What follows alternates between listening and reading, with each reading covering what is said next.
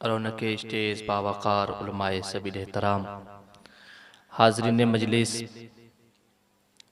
पर्दे में रहकर दूर दराज से समाअत करने वाली ख़ातीन इस्लाम वसीम अख्तर का मोहब्बतों भरा सलाम कबूल करें। अस्सलामु अलैकुम वरहमतुल्लाहि वबरकातुहू। वालेकुम अस्सलाम वरहमतुल्लाहि ताला वबरकातुहू। अल-फ़ातिहा इला रूहिल मुस्तफ़ा सल्लल्लाहु तआला अलैहि वसल्लम।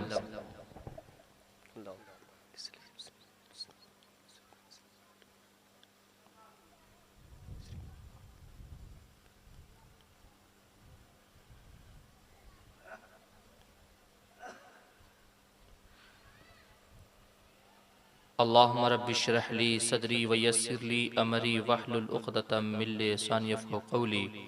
इन्नल्लाहा व मलाइकतहु युसल्लूना अलन नबी या अय्युहल्लज़ीना आमनू सल्लु अलैहि व सल्लिमू तस्लीमा।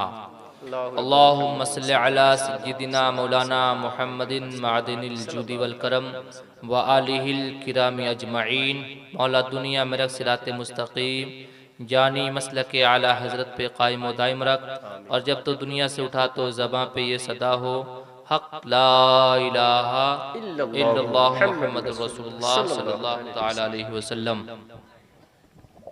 लकल हम्दु या अल्लाह वस्सलातु वस्सलामु अलैका या रसूलल्लाह सल्लल्लाहु तआला अलैहि वसल्लम। अम्मा बादु फ़अऊज़ु बिल्लाहि मिनश शैतानिर रजीम। बिस्मिल्लाहिर रहमानिर रहीम।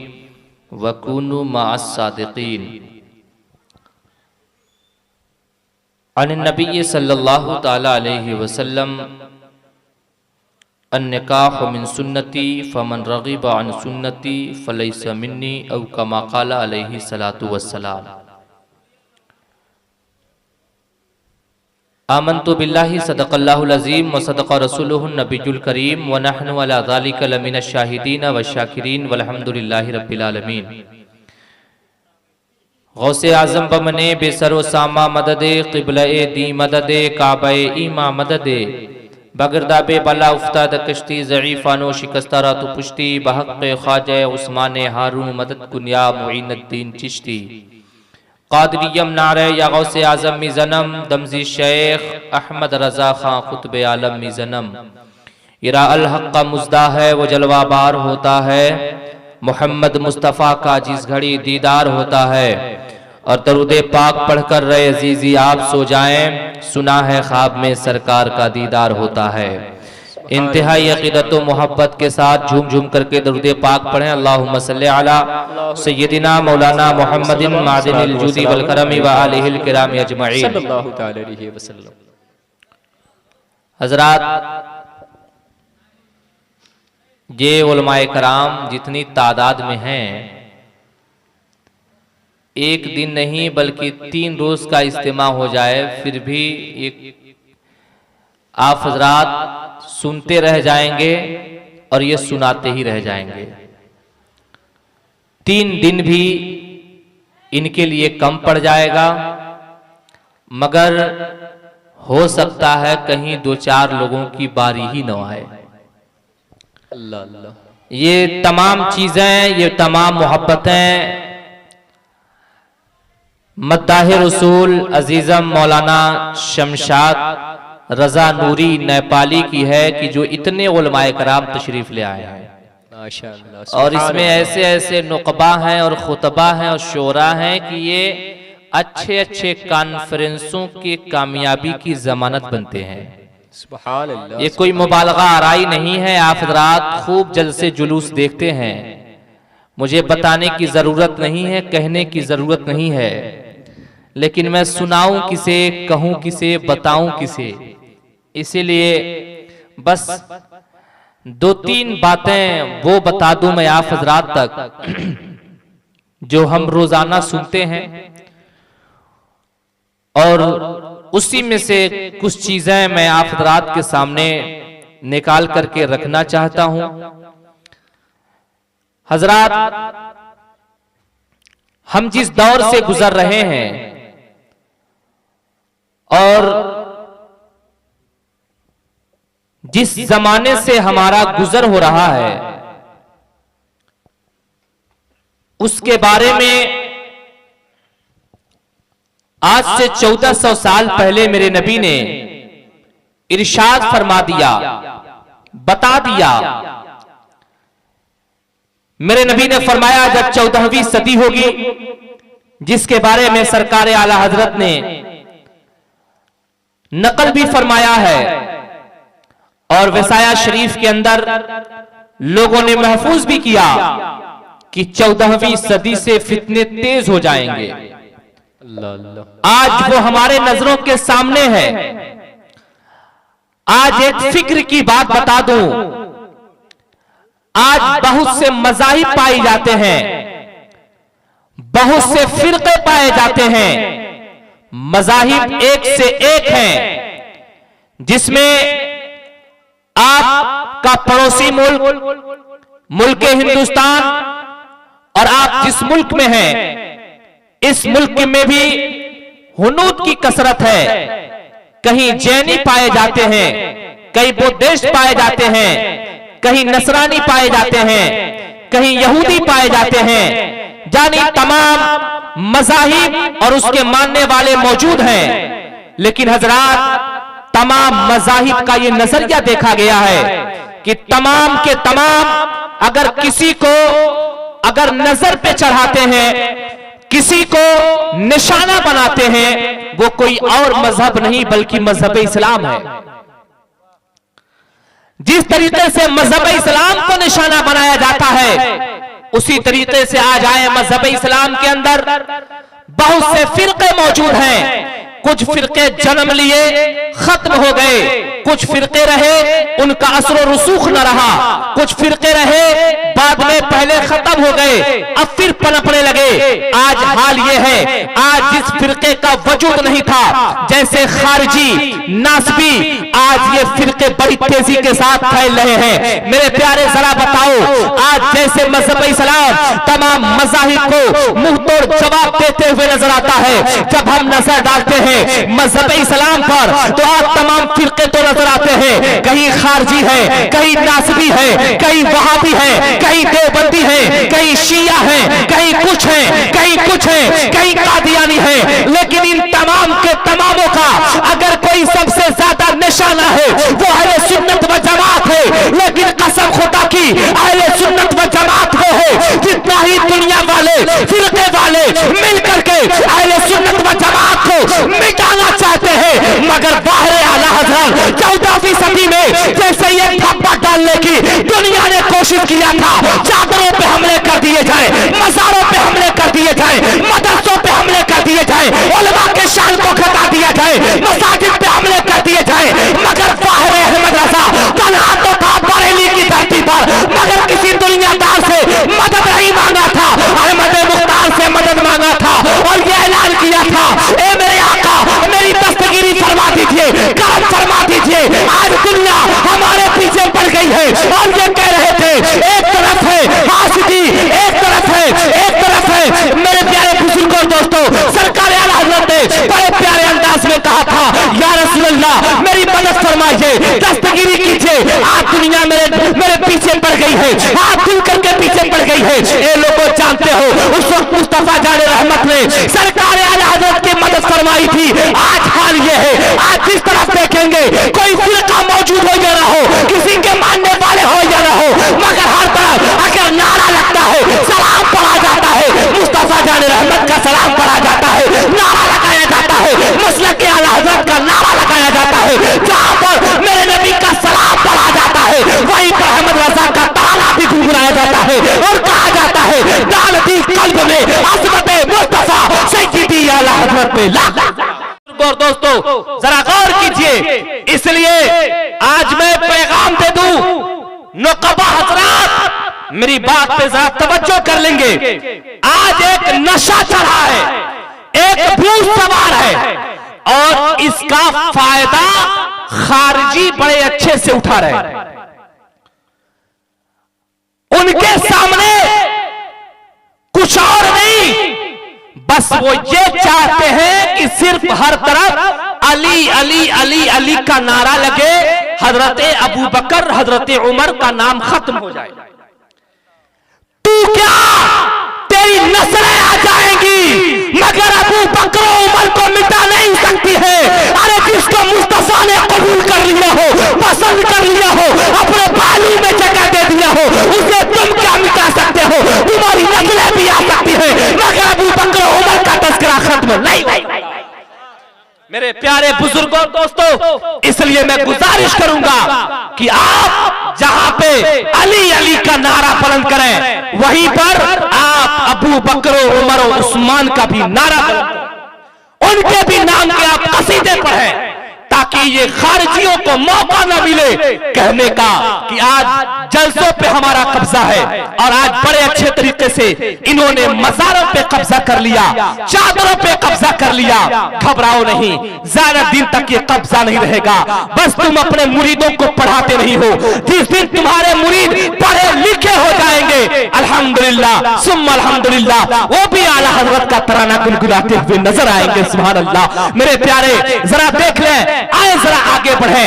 ये चंद बातें हैं आज जो मैंने जिस आयत मुकद्दसा को मौज़ूए सुखन बनाया है उसके बारे में जान लें। वकुनु मअस-सादिकीन। आज हर कोई कह रहा है मौलाना साहब बेटियां बड़ी तेजी से गैरों के साथ शादियां रचा रही हैं, मौलाना साहब आज बेटियां इर्तिदाद का शिकार हो रही है, मौलाना साहब आज शादी विवाह में खुराफात हो रहे हैं, मौलाना साहब आज मुआशरे में बुराई आ रही है, मौलाना साहब आज सोसाइटी महफूज नहीं है, आज कौम मुस्लिम का नौजवान महफूज नहीं है। मैंने कहा आखिर महफूज कैसे रहेगा? आपने क्या कभी गौर किया? आपने कभी सोचा? आपने क्या कभी इस पे गौर और फिक्र किया है? आखिर सोसाइटी महफूज क्यों नहीं है? मुआशरा महफूज क्यों नहीं है? बच्चियां आखिर ये इर्तिदाद का शिकार क्यों हो रही है? ए लोगों, उसकी वजह यह है हमने जो सोबत इख्तियार किया है, हमने अच्छों के सोबत को इख्तियार नहीं किया, हमने गंदों के सोबत को इख्तियार कर लिया, जिसके बिना पर ये बुराई जा रही है। काश हमने कुरान के बताए हुए तरीके पर अमल कर लिया होता।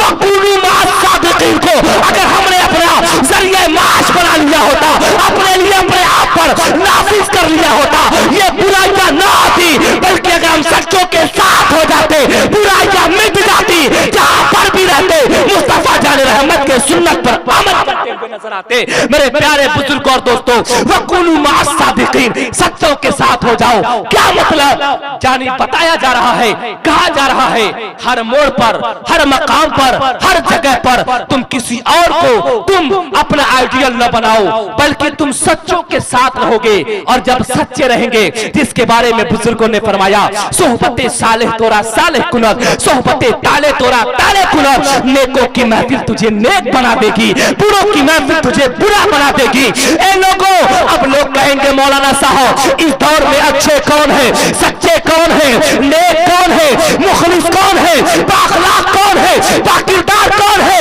तो वसीम अख्तर मेंबर शरीफ से पापा के तौल ऐलान करना चाहता है, अरे कोई और नहीं है बल्कि वो आलिम बाअमल है, नाइबीन अंबिया है, इनसे बेहतर कोई हो ही नहीं सकता है। इसलिए कि मेरे नबी ने जिनको अपना नायब कह दिया हो, वो दुनिया में सबसे बेहतर, सबसे अच्छा नजर आता है। सुभान अल्लाह। मेरे प्यारे बुजुर्ग और दोस्तों, इसलिए आप उलमा के साथ हो जाएं, आलिम बाअमल से जुड़ जाएं, आप अच्छों के साथ हो जाएंगे, सच्चों के साथ हो जाएंगे।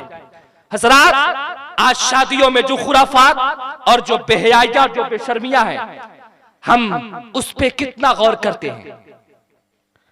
आज शादी की जब बात आती है तो हम जब जाते हैं शादी के लिए, मेरे नबी ने चंद बातों को बताया कि जब ये बातें देख लो तो अपने घर की बहू चुन लो, या जब तुम किसी को अपने घर का दामाद चुनो तो ये चंद खूबियां देख लेना। शादियां होती हैं हस्ब नसब के बिना पर, खूबसूरती के बिना पर, हुस्न के बिना पर। मेरे नबी ने फरमाया ये तमाम चीजें बाद में देखना, पहले तकवा देखना। कह दीजिए सुभान अल्लाह। तकवा देखना, तकवा। इसलिए कि जो तुम्हारे घर की बहू बनेगी, अगर वो तकवा शार रहेगी तो तुम्हारी आने वाली नस्लें तकवा शार बन जाएंगी। हमने क्या देखा, हमने कितना गौर किया है, और हमने कैसी बहू अपने घर को, अपने घर में कैसी बहू लेकर के आए। हम जाते हैं तो सबसे पहले पता ये करते हैं कि लड़की का बाप कहां कमाता है। अगर कह दिया किसी साहब ने कहीं कमाते नहीं हैं, घर ही पे रहते हैं और देखभाल करते हैं घर की, अरे भाई आप शादी लगा रहे हैं, जरा सा देखिए ना, हम बड़े आदमी हैं, हम 50,000 कमाते हैं, तो कम से कम हमारा होने वाला समझी कम से कम लाख 1.5 लाख कमाने वाला हो। जानी हम सिर्फ दुनियावी मफा तलाश करते हैं, मगर आओ जरा मैं आप लोगों के सामने एक दयानतदार ईमानदार बादशाह की बात कर दूं, जिसने दुनिया खलीफे दोयम हजरत उमर बिन खत्ताब रजी अल्लाह ताला अन्हु के नाम से जानती है। इनकी हिस्ट्री, इनके बायोडाटा, इनकी बायोग्राफी को अगर मैं रखना शुरू कर दूं तो कम से कम 2.5-3 घंटे लगेंगे। बस इतना जान ले, इनकी खुसूसियात गैरों के किताबों में मौजूद, फुतुह शाम के अंदर नकल करने वाले ने नकल किया, राइटर लिखता है जब उमर बिन खत्ताब गए हैं, वहां के पोप ने, वहां के पादरी ने उमर बिन खत्ताब के चेहरे को देख करके कुंजी ला करके उनके हवाले कर दिया, खजाने के तमाम चाबियों को ला करके सामने किया और कहा ये शहर, ये शहर, ये जगह आपके नाम है, ये खजाने आपके नाम है। उमर बिन खत्ताब ने कहा क्यों? कहा इसलिए कि मैं देख रहा हूं जो किताबों के अंदर मौजूद है कि वो आने वाला एक शख्स आएगा जो खलीफे दोयम होगा, उसका नाम उमर बिन खत्ताब होगा, उसके चादर पर 17 पैबंद होंगे, अगर वो आए उससे जंग ना करना, तुझे शिकस्त फाश होगी, जैसे ही वो आए उसके सामने अपने आप को सरेंडर कर देना, उसी में तुम्हारी आफियत, तुम्हारी भलाई नजर आएगी। मेरे प्यारे बुजुर्गों और दोस्तों, ये कौन है? ये उमर बिन खत्ताब रजी अल्लाह ताला 22 लाख मुरब्बा मील पर तन्हा हुकूमत करते थे। कनात और सब्र का हाल ये था। अल्लाह अकबर। बीवी ने एक रोज कहा घर में घी मौजूद नहीं है, डालडा मौजूद है। कहा कोई बात नहीं है, अगर हमारी रियाया घी नहीं खाती है तो उमर को भी हक नहीं है कि वो घी खाए, बल्कि उमर भी डालडा ही खाएगा। एक रोज उमर बिन खत्ताब रजी अल्लाह ताला डालडा खाने की वजह से पेट में मरोड़ शुरू हो गया, दर्द होने लगा और पेट ने आवाज देना शुरू कर दिया।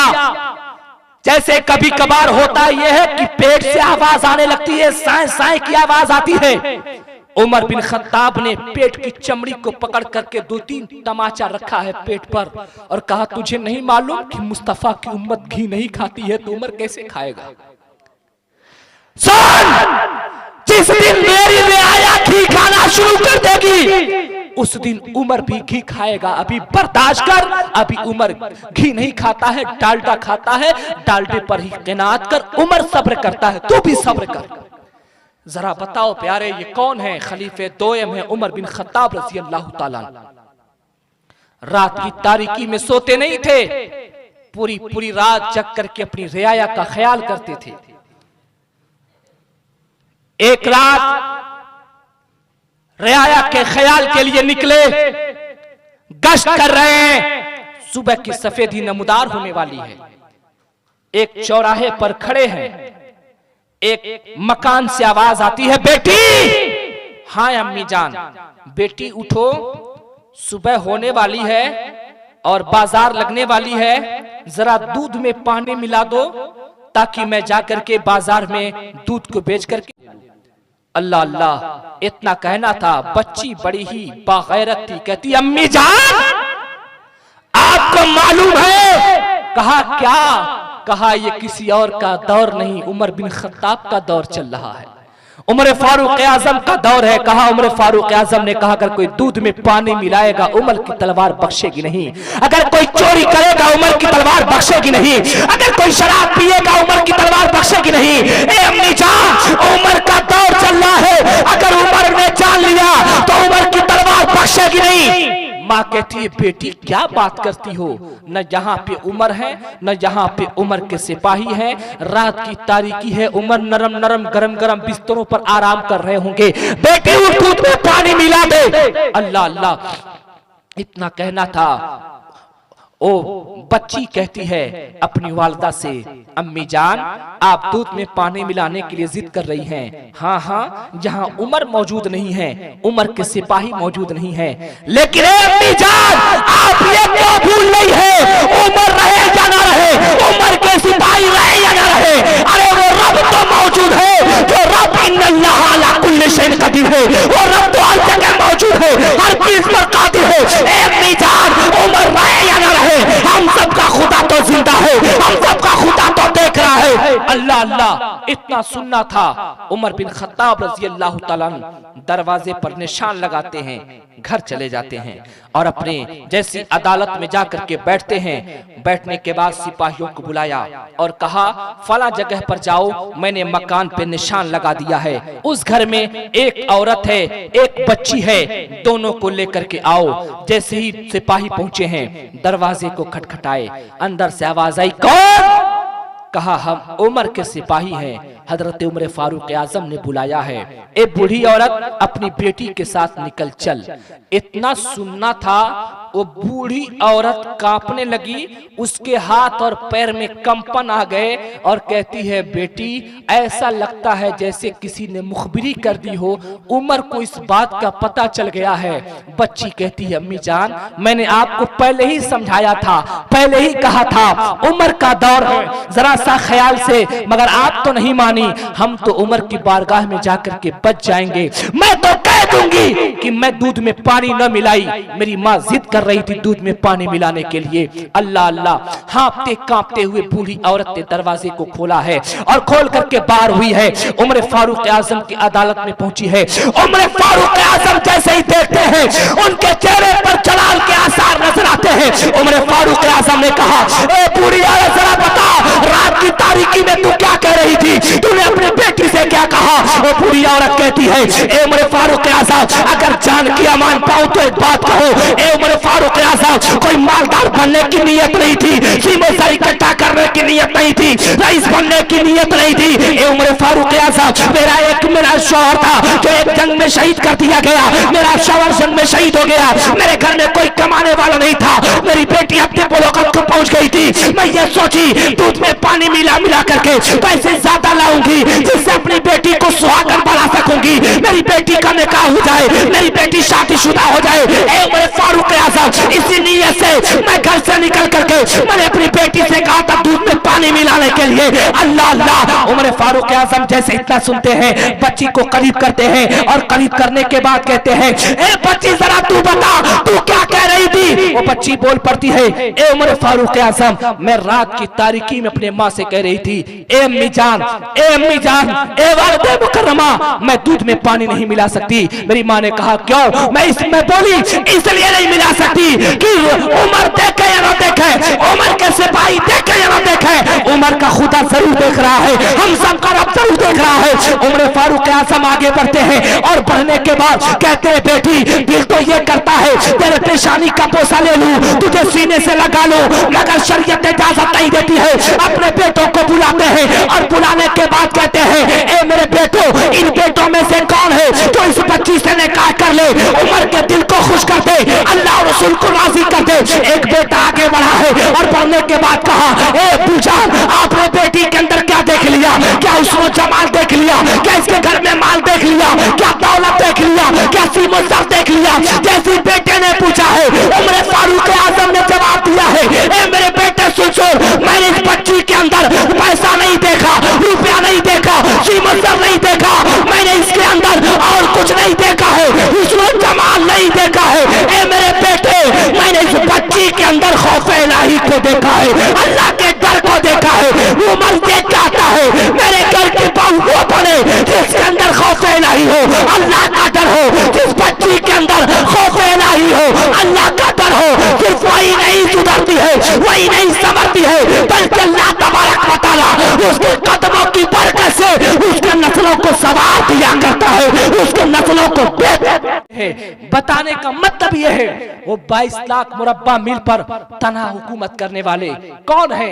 उमर फारूक आजम है। अगर वो चाहते अपनी बच्ची की शादी अपने बच्चे की शादी एक मालदार रईस घराने में कर देते, किसी बादशाह की बेटी से कर देते, लेकिन नहीं, उमर फारूक आजम ने पैगाम दिया, ए लोगों, कुछ देखना या ना देखना, पहले तुम अपने घर की जो बहू बनाना, जो तुम्हारे घर पे जो बच्ची आए बहू बन करके आए, उसके अंदर अल्लाह का खौफ देख लेना, तकवा देख लेना, पाक दामनी देख लेना, परहेजगारी देख लेना।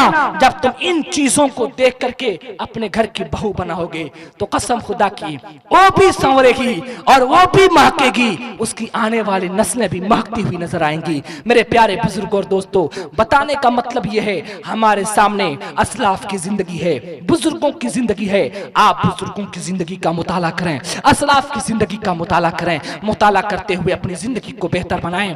आप कभी भी इन नचनियों और आवाराओं के चक्कर में ना पड़े, आप बेहतर अपनी जिंदगी को बना करके बेहतर अपनी जिंदगी को बनाएं, इन बुजुर्गों को अपने लिए आइडियल और मॉडल बनाएं और उलमाए कराम से गाहे बगाहे आप मशवरा करते रहें, इनसे पूछते रहें, हजरत मैं अपनी जिंदगी कैसे बनाऊं, अपनी जिंदगी कैसे गुजारूं। लेकिन उलमाए कराम की गीबत और चुगली से हमें फुर्सत नहीं मिलती है, हम उलमाए कराम की बुराई से फुर्सत नहीं पाते हैं, तो हम इन बातों को पूछेंगे कैसे, जानेंगे कैसे। मेरे प्यारे, तकलीफ इस बात की है, अजीज़ मौलाना शमशाद रजा नूरी जो लायक मुबारकबाद हैं, बहन की शादी के मौके से इस पाक महफिल को रखा, इसलिए कि गांव वाले जब जानेंगे शादी है, उलमाए कराम आएंगे और उलमाए कराम की मौजूदगी में कुछ पैगाम लेकर के जाएंगे। लेकिन हजरात, आज हमें फिक्र है? कोई फिक्र नहीं, जर्रा बराबर एहसास नहीं। आज हम सिर्फ बुजुर्गों के नाम के नारे बुलंद करते हैं। काश हमने बुजुर्गों की जिंदगी को गहराई से पढ़ लिया होता, फिर भी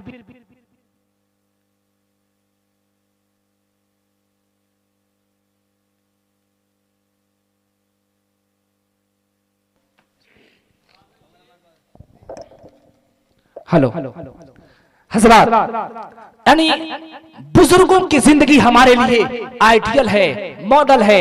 कुरान ऐलान कर रहा है, वकुनु मास सादिकीन, सच्चों के साथ हो जाओ। क्या मतलब? जब हम सच्चों के साथ रहेंगे, हमारी जिंदगी बेहतर होगी, हमारी नस्लें बेहतर होंगी, हमारी सोसाइटी बेहतर होगी, हमारा मुआशरा बेहतर होगा। मेरे प्यारे, हम सरकार गौसे पाक के नाम की 11वीं जरूर करते हैं। हम हाल ये है, एक हकीकत बात बता दूं, जैसे हाफिज जी सिर्फ कुरान शरीफ रटने का हाल जानते हैं ना, कुरान शरीफ रटने का हाल जानते हैं, वही हाल आज हमारी कौम का है। सरकार गौसे पाक की 11वीं की नियाज जरूर दिलाई, ख्वाजा साहब की छठी जरूर होगी, मखदूम पाक के नाम से फातिहा जरूर पढ़ा जाएगा। ये तमाम चीजें तो होंगी, मगर हम उनकी जिंदगी और उनकी बायोग्राफी को नहीं पढ़ेंगे। उन्होंने जिंदगी को कैसे गुजारा, हम उसके बारे में नहीं जानेंगे। मेरे प्यारे, आओ जरा सरकार गौसे पाक की जिंदगी को देखो। वाकया सुनाना कोई मकसद नहीं है, जो उलमाए कराम बैठे हुए हैं। बस मैं पहले कहा कि इन्हीं में से बातों को कुछ निचोड़ करके मैं आप लोगों के सामने रखूंगा। सरकार गौसे पाक रजी अल्लाह ताला वैसे ही बन गए, आज भी उनके विलायत का डंका बज रहा है, मनसब गौसियत पे फाइज है, वैसे ही नहीं, बल्कि उसमें उनके वालिदैन का किरदार था। उनके वालिदैन नेक थे, उनके वालिद मुकरम जिनका नाम हजरत शेख अबू सालेह मूसा दोस्त जंगी है, पूरी रात कयाम करते थे, पूरी रात नमाज पढ़ते थे, इबादत पे इबादत, सजदे पे सजदे, और दिन में जिहाद करते थे। वो भी रोजा रख करके जिहाद करते थे। अल्लाह अकबर, लोगों को दिन की बातें बताते थे, पैगाम मुस्तफा पहुंचाते थे। अल्लाह अकबर, जरा देखें, वो शेख अबू सालेह मूसा दोस्त जंगी हैं, जा रहे हैं, इफ्तार का वक्त है, बड़ा मशहूर वाकया है। पहुंचे एक जगह पर, और पहुंचने के बाद उन्होंने बहते हुए पानी में सेब देखा, और सेब को उठा करके शेख अबू सालेह मूसा दोस्त जंगी ने खा लिया।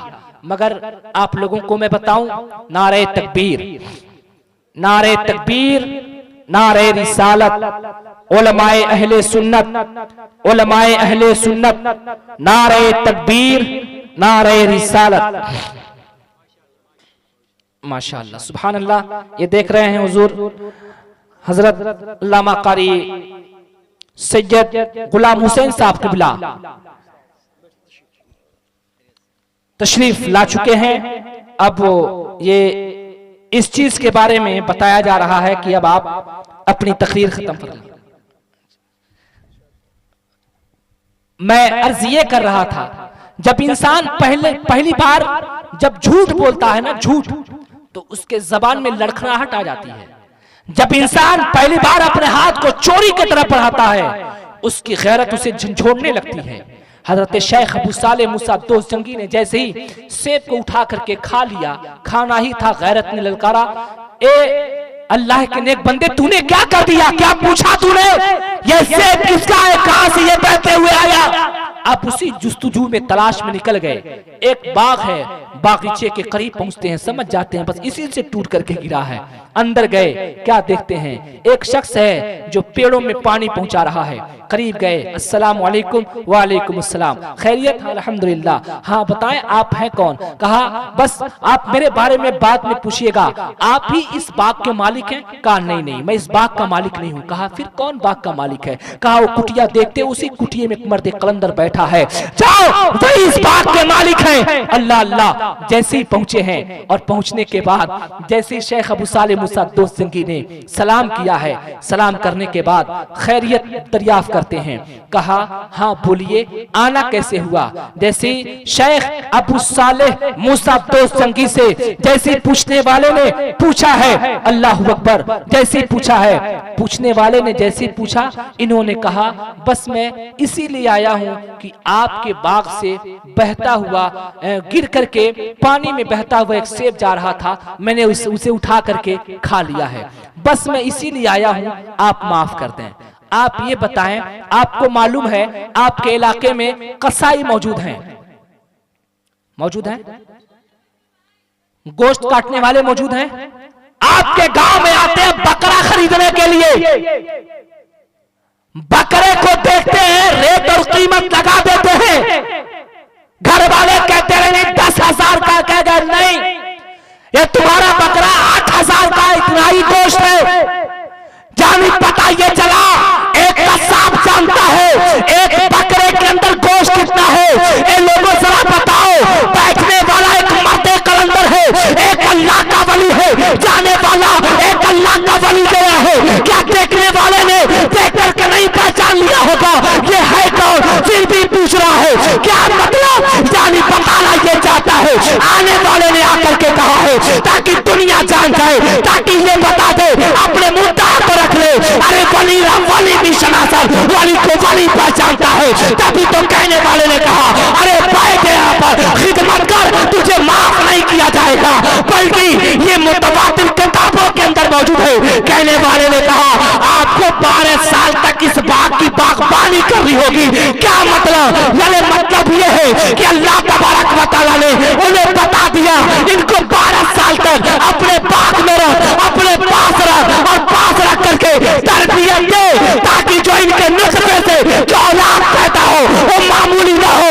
बल्कि दुनिया उस बेटे के नाम के कसीदे पढ़े और दुनिया और उनका कलंदर कहे, वाह क्या मर्तबा है, गौसे बाला तेरा, ऊंचे ऊंचों के सरों से कदम आला तेरा, चल भला क्या जाने क्या है कैसा तेरा औलिया मलते हैं आपका।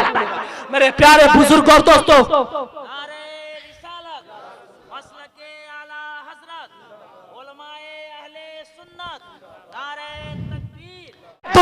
महीने का 12 साल रहो, अल्लाह अकबर, 12 साल तक रहे। और बहुत सी रिवायतें मौजूद हैं, उस तरफ मैं नहीं बढ़ना चाहता। 12 साल तक अल मुख्तसर रहे, उसके बाद कहे हुजूर अस्सलाम वालेकुम। वालेकुम अस्सलाम। ये 12 साल मुकम्मल हुए, ये बागबानी से मैं फारिग हुआ, अब मुझे इजाजत दीजिए, मैं जाना चाहता हूँ। कहा अच्छा वैसे ही जाना तू? वैसे ही नहीं। कहा हुजूर अब क्या करना होगा? कहा करना यह है, एक मेरी बच्ची है, उससे शादी करनी होगी। अल्लाह अकबर, शादी करनी होगी? हुजूर मैं शादी तो कर लूंगा, लेकिन आप क्या मुझे आप माफ कर देंगे?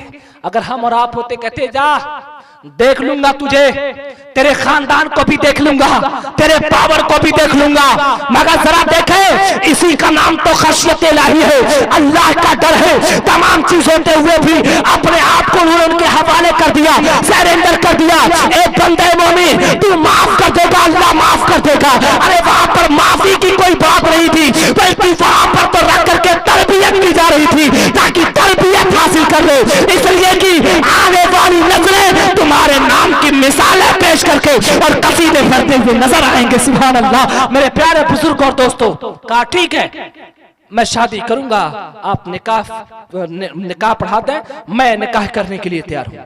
कहा सुन लो, बाद में मत कहना कि बूढ़े ने फंसा दिया, मेरी बेटी के बारे में जान लो। मेरी बेटी है जो सुनती भी नहीं है, बोलती भी नहीं है, पैर से माजूर है, हाथ से भी लूली है, उसके साथ निकाह करना होगा। कहा हुजूर मैं कर लूंगा, आप माफ तो करेंगे? कहा हाँ माफ करूंगा। निकाह पढ़ा दिया गया। कहा जाओ महल में तुम्हारी बीवी आराम करी, जाओ जाकर के मिल लो। कहा अरे मुलाकात क्या करनी है हुजूर, बस आप माफ करें, बस मैं लेकर के चलता बनूं। कहा नहीं, जाओ जाकर के मुलाकात कर लो। जैसे ही पहुंचा तो क्यों ना, इसलिए कि वो नाइबीने रसूल थे ना, रसूल के नाइब थे ना। जाते ही फौरन जैसे ही महल में दाखिल हुए, अस्सलामु अलैकुम व रहमतुल्लाहि व बरकातहू। मेरे आका ने फरमाया जब घर में दाखिल हो तो सलाम कर लिया करो। अल्लाह अल्लाह जैसे ही सलाम किए हैं आवाज आती है कमरे से, वालेकुम अस्सलाम व रहमतुल्लाहि व बरकातहू। आए तशरीफ लाए, इतना सुनना था। अब ये घबराए और घबरा करके अब अंदर कौन जाता, वहीं से पीछे मुड़े और मुड़ करके सीधे भाग करके कहे बुजुर्ग की बारगाह में, हजरत जी आपके इरादे नेक नहीं लगते हैं, बेहतर नहीं लगते हैं। हजरत जी आप क्या चाहते हैं? कहा हुआ क्या? कहा आपने कहा था कि आपकी बच्ची बोलती नहीं है, आपकी बच्ची सुनती नहीं है। मैंने सलाम किया है, एक बड़ी प्यारी आवाज आई है, हजरत भूल से एक सेब को खाया था, 12 साल तक आपकी बारगाह में रहा हूं। हजरत जी अगर बगैर पूछे कमरे में चला गया, किसी और की बच्ची के सामने हो गया, हजरत ऐसा लगता है कि मेरी जिंदगी यही कट जाएगी, मुझे माफ किया जाए। मैं तबलीग करने वाला बंदा हूँ, मैं बल्लीग आदमी हूँ, मुझको छोड़े, मुझको जाने दें। इतना कहना था। अब देने वाले ने क्या दिया, लेने वाले ने क्या लिया, देने वाला जाने, लेने वाला जाने। शेख अब्दुल्ला सुमई है, शेख अब्दुल साले मूसा तो जंगी को अपने सीने से लगाया है, लगाने के बाद ऐसा पिलाया है, ऐसा पिलाया है और कहा मेरे बेटे ये मेरे पास अमानत थी जो मैं तुझे दे रहा हूँ। अरे एक बच्ची थी जो मैंने तुझे दे दिया और इनमें मार्फत से भी क्या तुझे रोशनास करा दिया, तेरे सीने को मुनव्वर कर दिया।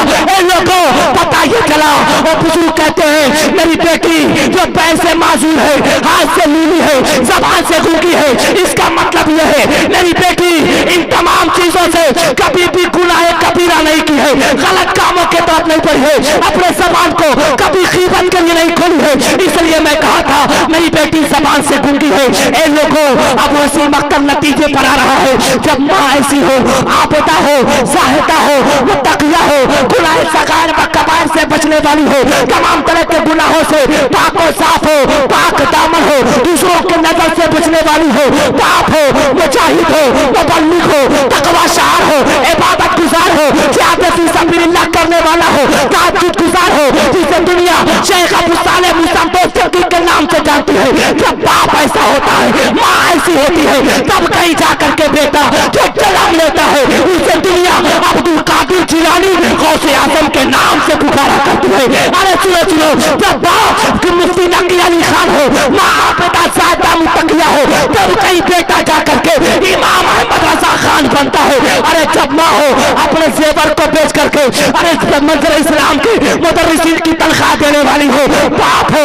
मुफ्ती आजम हो, मुफस्सिर आजम हो, कुतुब आलम हो, तब जाकर के बेटा जो जन्म लेता है उसे दुनिया ताज शरिया के नाम से जानती है। पता ये चला बेटे को नेक बनाने के लिए वालिदैन को नेक होना होगा, वालिदैन नेक हो जाएंगे, बेटा कभी ताज शरिया बनेगा, कभी हाफिज मिल्लत बनेगा, कभी सदर शरिया बनेगा, अरे बेटा कभी दूसरे निजामुद्दीन बनेगा। अरे सब मिलकर के कह दो, अरे जब वालिदैन नेक होते हैं, बाप सदर शरिया होता है, तब बेटा जाकर के मुहद्दिस कबीर बना करता है। प्यारे बुजुर्ग और दोस्तों, आज भी है इब्राहिम साइमा पैदा, आग कर सकती है अंदाजे गुलिस्तां पैदा। मेरे प्यारे बुजुर्ग और दोस्तों, इसलिए आप बुजुर्गों की जिंदगी को सिर्फ नियाज और फातिहा तक महदूद न रखें, बल्कि आप उनकी बायोग्राफी को पढ़ें, आप उनके जिंदगी को पढ़ें, उनके हालात को पढ़ें, आपकी जिंदगी में इनकलाब आएगा। आप देख रहे हैं मेंबर शरीफ पर औलादे अली हजरत अल्लामा कारी सैयद गुलाम हुसैन साहब क़िबला जो नुमाया किरदार नेपाल के अंदर अदा किया है। एक चीज जान लें, कोई चीज बनाने में बड़ा वक्त लगता है। आज इनकी कदर मंजिलत नहीं है, मगर घबराओ नहीं। जिस वक्त हुजूर कायदे अहले सुन्नत अल्लामा अरशदुल कादरी जब निकले और उन्होंने कौम के दर्द को लेकर के जगह जगह पर जाकर के जब लोगों को जगाया, तो उस वक्त उनको लोग न जाने क्या क्या कहते थे। आज दुनिया उनके मरकत पे पहुंच करके और खिराज अकीदत पेश कर रही है।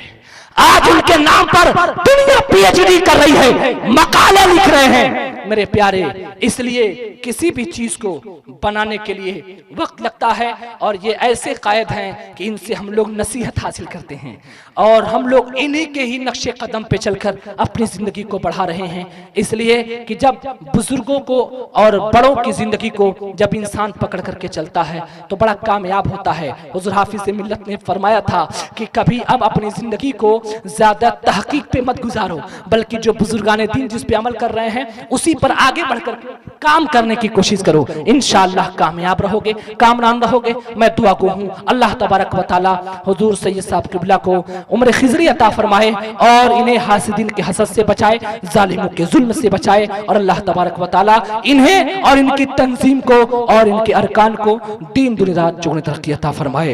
ये चंद बातें थी जो मैंने आप लोगों तक रखा। मैं सोच रहा था मैं बोलूं क्या, कहूं क्या, इसलिए बस मैंने बुजुर्गों की इस जिंदगी को खोल दिया ताकि इन बातों को सुन करके हमारे अंदर कुछ इनकलाब आए। अस्तगफिरुल्लाह रब्बी मिन कुल्लि ज़ंबिन व तुबू इलैह। जश्न ईद मिलादुन नबी जिंदा, वसीम अख्तर पाइंदा आइंदा। अस्सलामु अलैकुम रहमतुल्लाहि व बरकातहू।